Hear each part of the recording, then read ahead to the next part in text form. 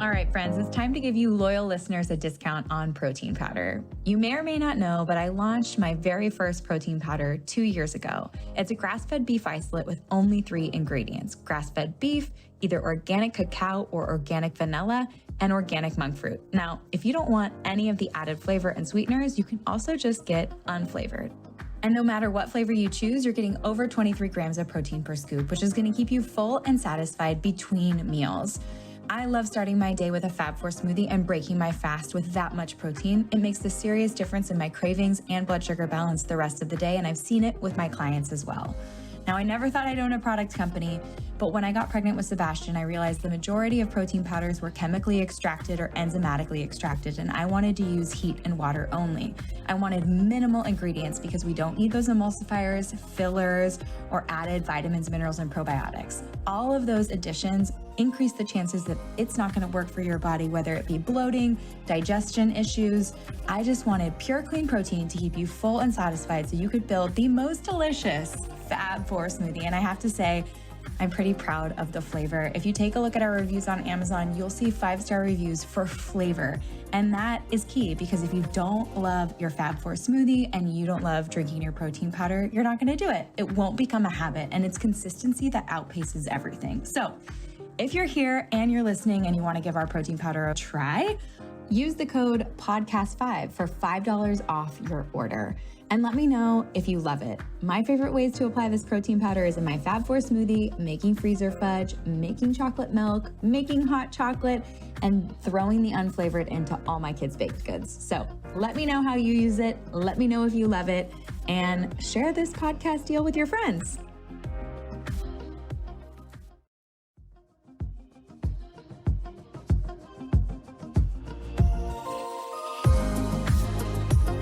Dr. L.A. Thoma Gustin is a physical therapist who strives to encourage approachable activity with her app, Dare to Be Active. With a Bachelor of Science in Exercise Physiology from Kent University and a Doctorate of Physical Therapy from Old Dominion, she has built a reputation as a movement and rehab expert. LA shares all things physical therapy, fitness, and health on social media, and the recent launch of her app, Dare to Be Active, is now available to Android users. As a former D1 athlete, she recognizes that health and fitness can be intimidating, and she strives to educate her audience and make movement simple and approachable. She focuses on proper form and mobility, and she's currently pregnant, so we're going to dive into it all. All right, let's do this. LA, welcome to the show. Thank you so much for being here. Thank you for having me. I'm so excited to be here. Oh, I'm so excited to have you. You have so many life things happening. You obviously have your app that is, it's just so successful, Dare to Be Active. So many people jumping on there and learning how to move properly and be, have great mobility. And then you're pregnant. Yes. So you're diving into the prenatal and postnatal stuff. So yes. Yeah, it's like a whole new world. It's funny because when we started developing the app, I wasn't pregnant, and there was nothing really in the app planning that had to do with the pregnancy. And then all of a sudden I was pregnant and having to essentially switch gears. So the app is almost taking it's going to take a little different form than what was originally planned at the time, into like a little bit of a prenatal world. So it'll be good. I think people might be a little surprised of like, wait, so we're all prenatal stuff now? Like, well, this is kind of the stage I'm in. So we're going to work into that a little bit, but I think it'll be good to have some of that stuff up there, because a lot of the, I guess the ethos of the app is to just get people moving a little bit more and understand basic concepts of movement. And really, whether you're prenatal, postnatal, or whatever, it's kind of like those beginner moves that everybody should know. So it really does kind of overlap and interact either way. So, but yeah, lots of prenatal stuff coming along. I love it. Well, let's jump right in and unpack some of this. What are some of you're a physical therapist through training. And so your approach to mobility, your approach to movement is a little bit different than maybe someone who, became a trainer. So from your standpoint, how do you approach movement, and what are some of those core movements that you're talking about with clients and with your community through the app and through social media that you think everyone should know how to do? Yeah. So I think, why I started to put information out there, like on my social media, was that I feel like the fitness world does a really good job of reaching people who are really fit or ready to be fit. They're kind of in that mindset already of like, I'm ready to do this. And they kind of put all the information out there that maybe expect people to be at a certain level already, or maybe the exercises are a little too hard for people to do, but they don't really know that yet. And even the physical therapy world, the people on social media are great and they put a lot of information out there, but I feel like sometimes it's really overwhelming and really scientific based, which is great. But I feel like it's hard to reach or like hard to understand sometimes for someone who doesn't really know the body very well. So I kind of wanted to like bridge the gap between those two things and make things really like bottom line, simple to understand. Don't get too heavy into the scientific stuff, but still give you like the evidence of why we're doing things. So, simple little cues of teaching people how to understand their bodies a little bit better when, like, if they're doing a lunge, like, don't let your knee cave in. Just simple things like that, where I'm kind of teaching as I do the movement and I talk through. I don't know if people think it's annoying, but I talk through my whole workouts of kind of giving you cues so that it gives you a little more confidence when you're at home. Because we can't see, all these exercises and videos people are doing online and on social media, you're just watching somebody do it and you're not really understanding, am I moving properly? Am I doing this myself? So just giving people those tips and cues on how to watch their form at home and truly understand the movement, I think will give people more confidence to go into activity and fitness and feel like they're doing things properly and the confidence to progress themselves at home, essentially. Absolutely. Well, I know from Yeah. personal experience, adjustments in a studio environment, whether it be like learning how to do yoga or with a trainer when I was first, after playing soccer and when I was first really going to the gym, were Yeah. pretty helpful for me in understanding that building muscles in the right way feels Right. completely different than Right. trying to kind of blow through 20 sets and have improper form. You don't hurt and you Right. feel so much more strong and stable, like even in your feet, from your feet up, it Yeah. feels like. Yeah. Absolutely. And just, and again, like just having the confidence, I feel like that's why I see people the most say is, I don't know if I'm doing this correctly or I don't understand my body movements. So it's just like little cues here and there can make the biggest difference of you just understanding how your body moves a little bit better. And I feel like that makes a really big difference, especially with everybody doing home workouts now, So I feel like, especially now, I think it's really important. So what are your like top 5 moves and some cues that you give people to make sure that they're staying in the proper form? Yeah, I mean, I think some of the main cues that I give, there's a lot of main movement patterns that we try to train people to do properly, like a hinge pattern, like sitting back in your hips and hinging at the waist while keeping your back flat.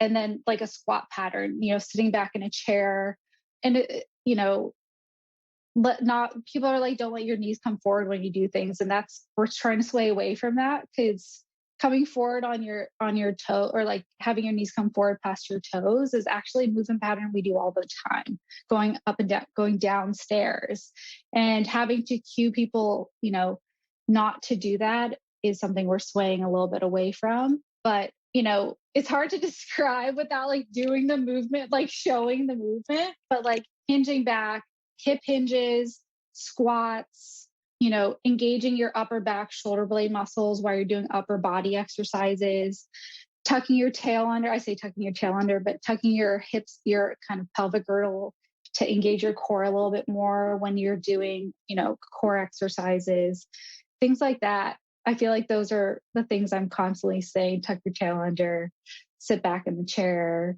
don't let your knees cave in. That's a big one. Turn on that outside booty muscle to not let your knees cave in. Those are kind of the main cues I'm constantly giving people that eventually they're like, oh, wait, that's the cue. That's the cue. And then they start to pick up on it. I love it. I love that you're queuing through your workouts. What do your workouts look like on the Dare to Be Active app? So I have one program, my 4-week fundamental program. And the reason why I developed that program was, again, essentially why I started the app was to get people who have maybe never worked out a day in their life and feel really intimidated by the fitness world to feel comfortable to slowly start to get into movement. So it's a pretty simplified program where I go through kind of the most common movement patterns like lunge, hinge, squat, plank, very simple movements, but I really give the exercise demos and teach people how to do those properly. And it goes from maybe 2 workouts the first week plus bonus activity movement. So I put up some videos of things you can do while you're at work, like sitting in your chair, like upper body stretches, stand up, heel raises, things like that. You like I'm sitting up now. Yeah. Because it's more of like, how do I get my body to start moving in the right way so that once I do this for 4 weeks and I've worked on the proper movement patterns and I've practiced those, now I feel comfortable jumping into some other, applying those principles into other workouts, whether it's my workouts on my app or other people's workouts. You can always go back to, okay, I was taught how to do this hinge motion properly, or I was taught how to do this deadlift or things like that. So really it's trying to not bombard people with, oh, this is too hard. I wanted it to be really simple, almost just like a 4-week teaching course on movement, essentially. Yeah, it's like movement 101. Yeah, exactly. You can build from there. Yeah. And then the rest of my workouts are more follow along workouts.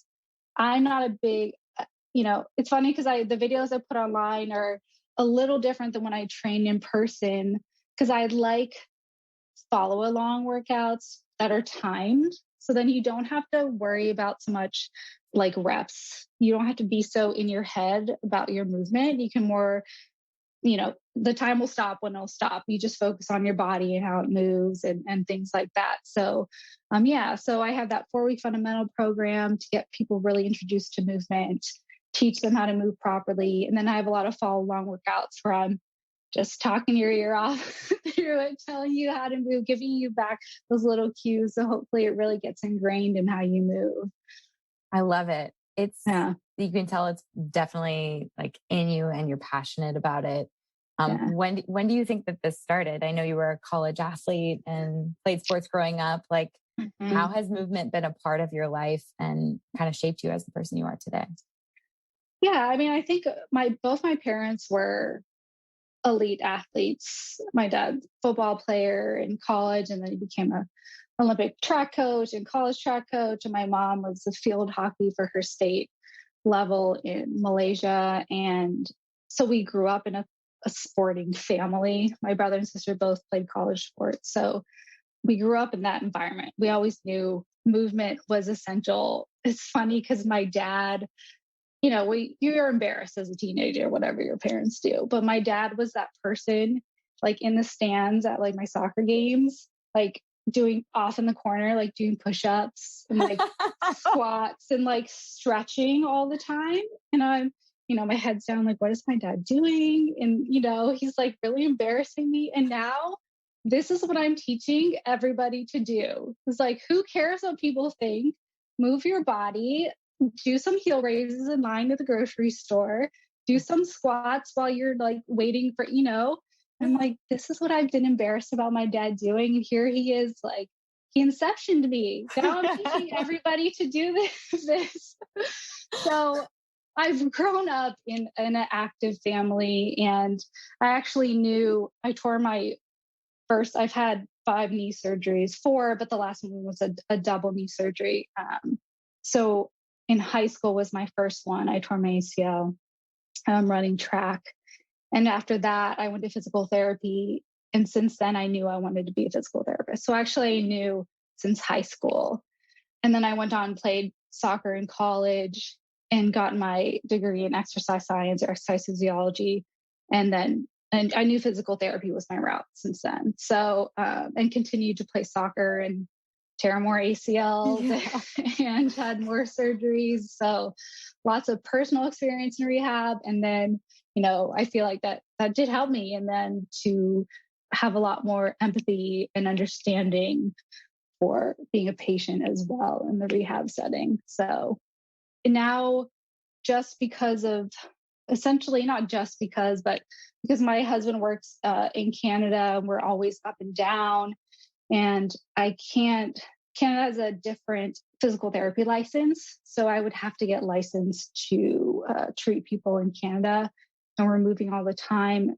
Being a little bit more in the fitness world has been more conducive to our kind of vagabond life right now versus being in a clinic and kind of working that 9 to 5 as I would as a physical therapist. So I've kind of shifted my focus a little bit more, but kind of melding those two principles together has made, my ability to work with clients, I feel like, so much better because you just take so much more of a holistic approach on their training and, being able to work in rehab and things like that with them has been great.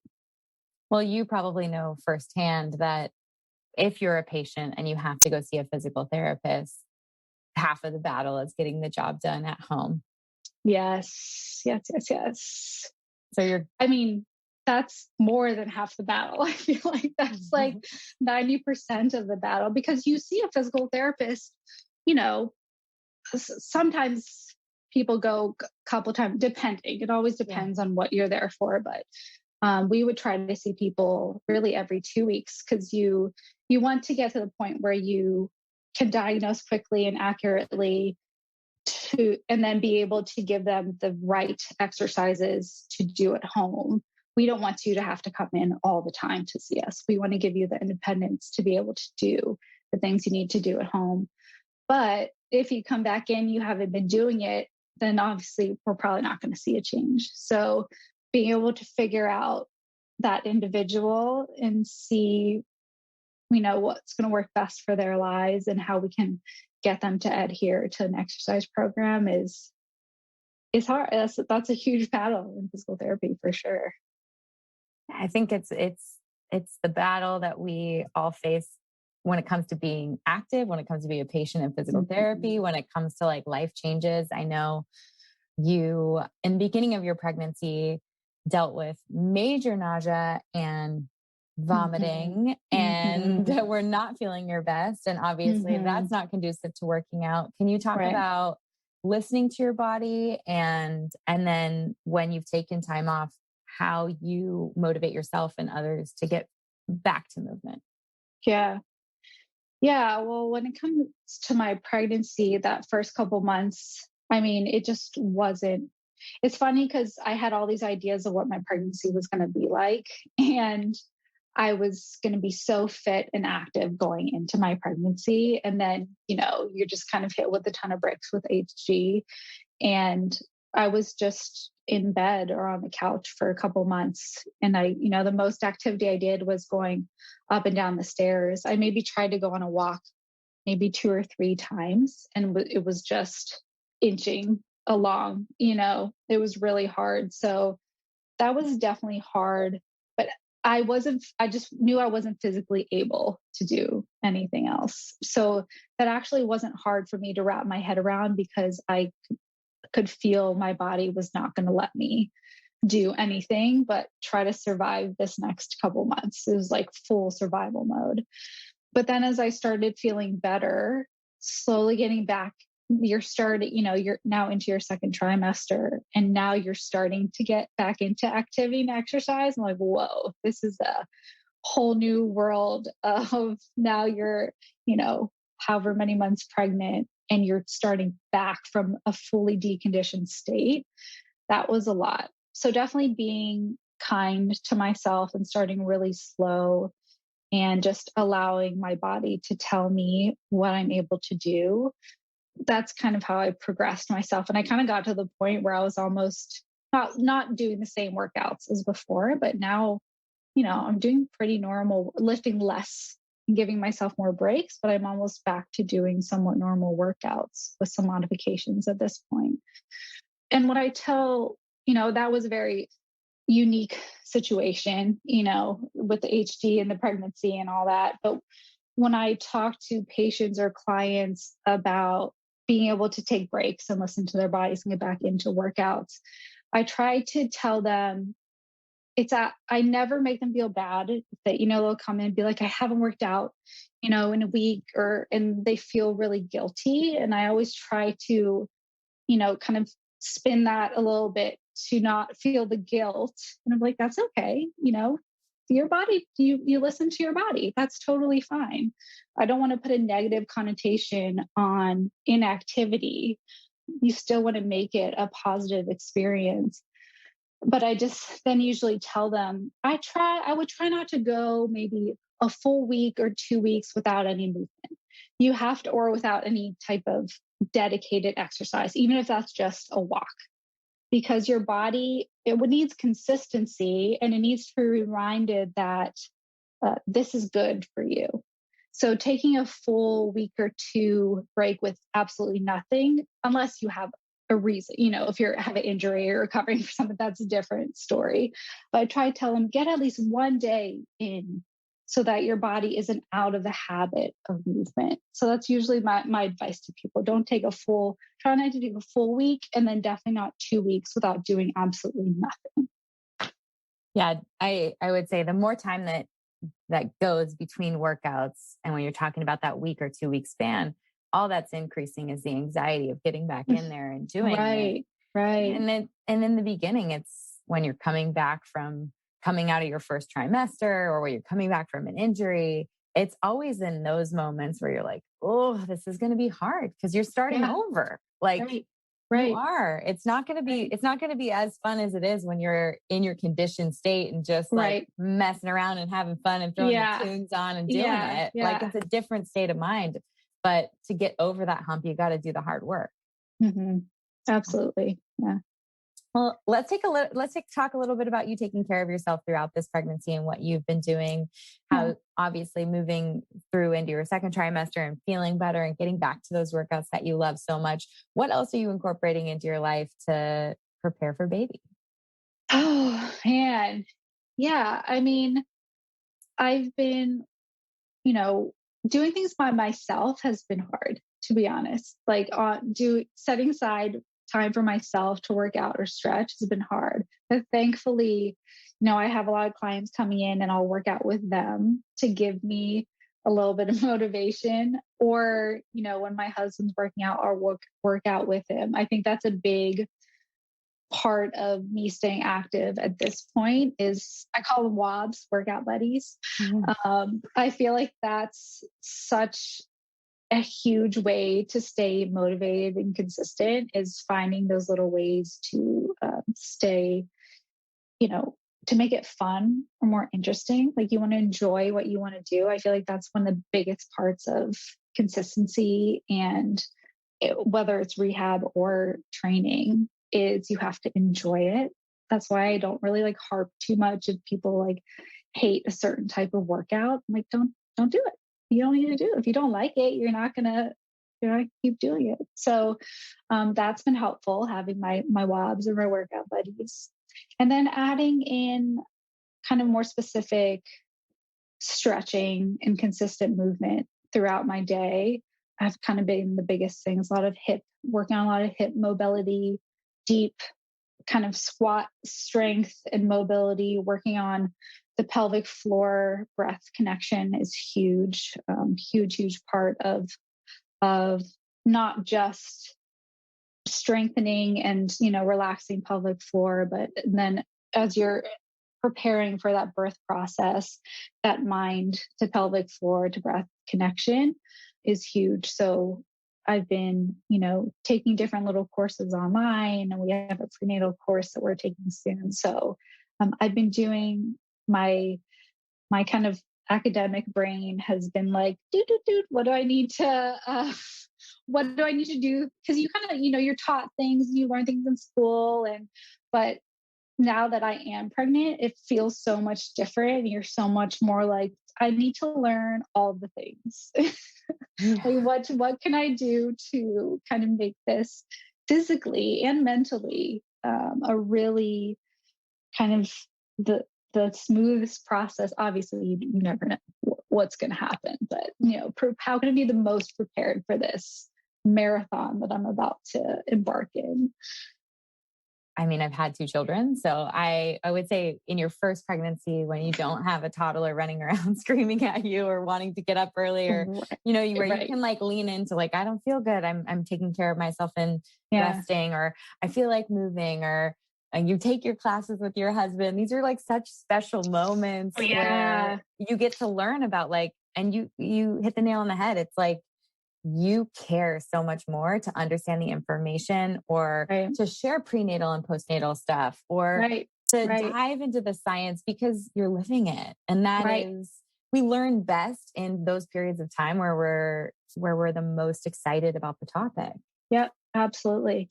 Absolutely. Yeah, I've never felt, like I said, like you take all these courses and you learn all these things through school, and I've treated so many pregnant patients. So you kind of know all these things, but I've never felt really comfortable talking about it, because I haven't experienced it and I haven't lived it. So now it just feels so I can speak from a much more real place when I talk about these things. So yeah, it definitely feels, and you just want to learn everything right now.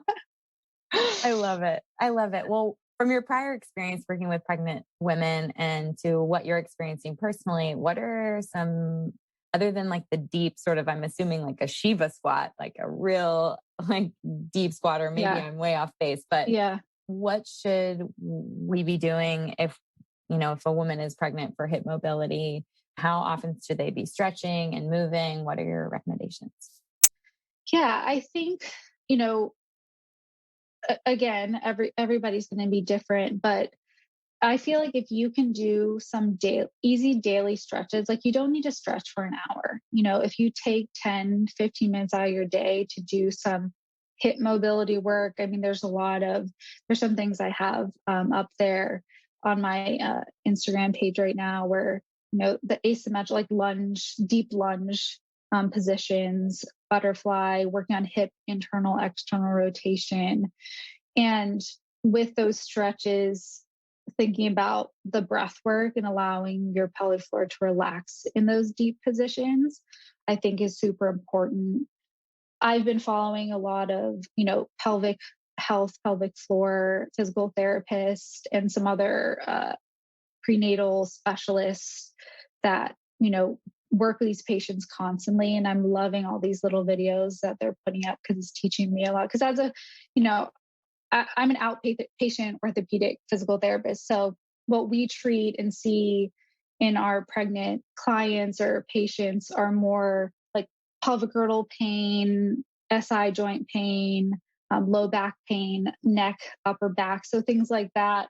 And we do kind of get into talking about the pelvic floor and all those things, but really going to the pelvic floor specialist, physical therapist is like invaluable.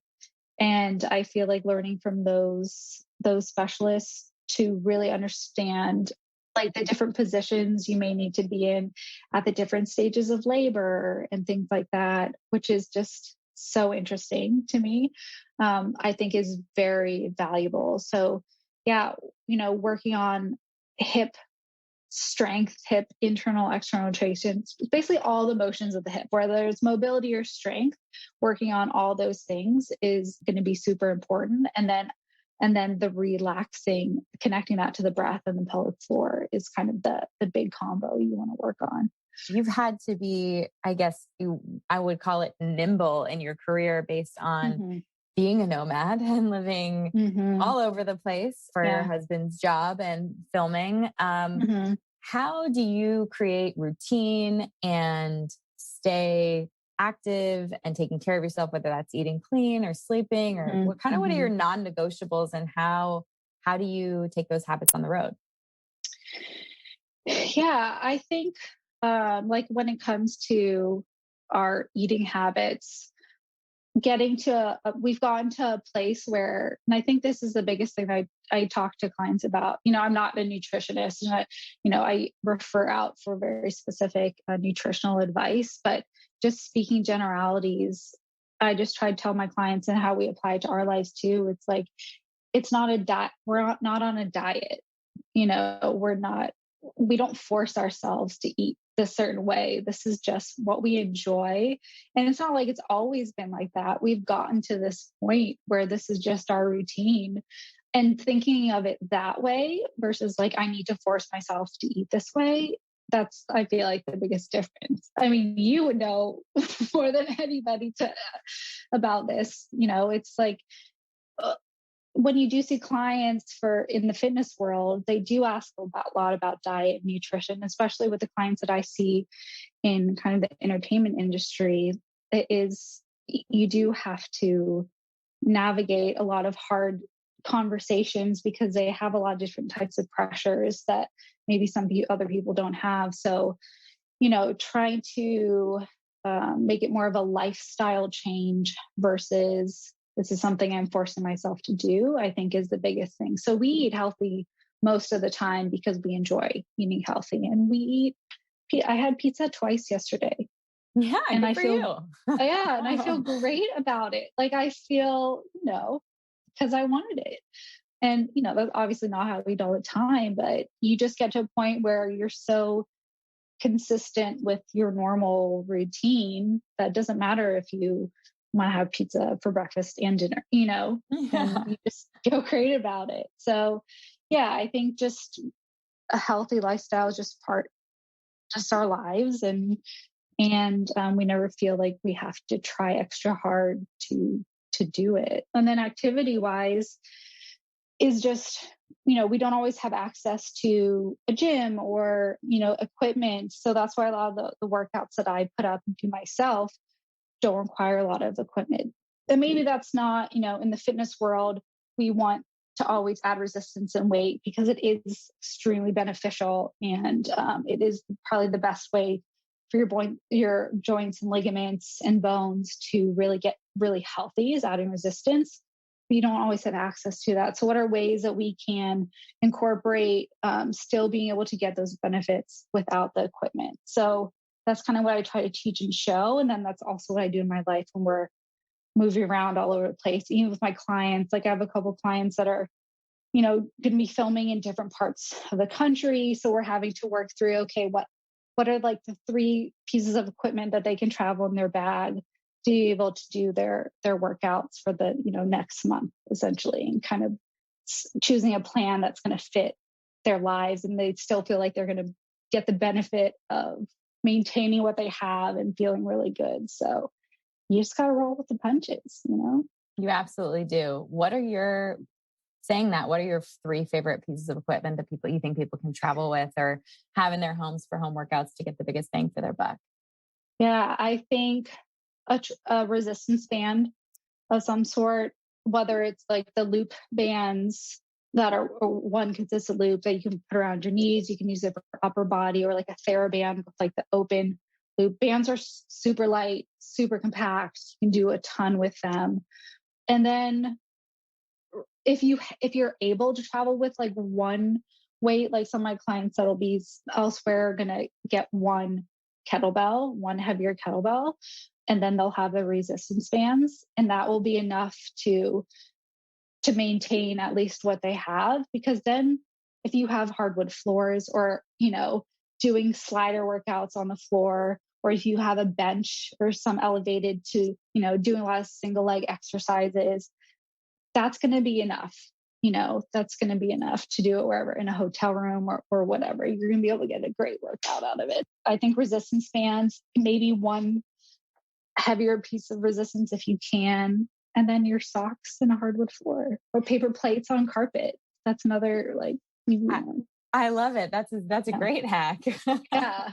Everyone's buying the expensive sliders. You just need paper plates. Yeah, paper plates on carpet. I love it.